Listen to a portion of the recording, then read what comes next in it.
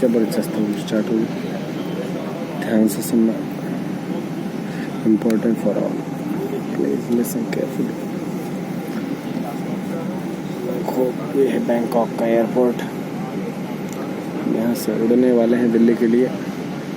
और दिल्ली एक ऐसा शहर है जहाँ से मैं बहुत प्यार करता हूँ। बैंकॉक भी अच्छा है, पर दिल्ली को हमको ज़्यादा प्रेम देना होगा क्योंकि हम वहाँ के निवासी हैं, इंडिया के। और दिल्ली अपना कैपिटल है, तो कैपिटल का सम्मान तो करना ही पड़ता है। अभी पीछे एक और ट्रेन आ रही है, ये लाइन में लगेगी। नाव स्टार्ट देंगे, इंजन स्टार्ट होगा भाई। सुन रहे ना आवाज़?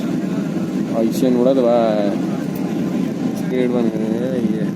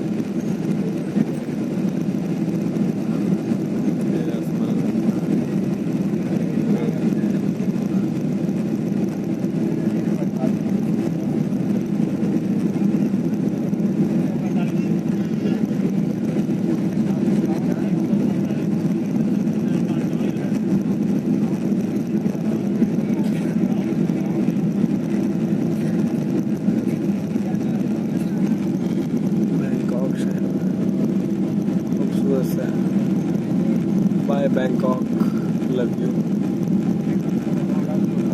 फिर आएंगे कभी।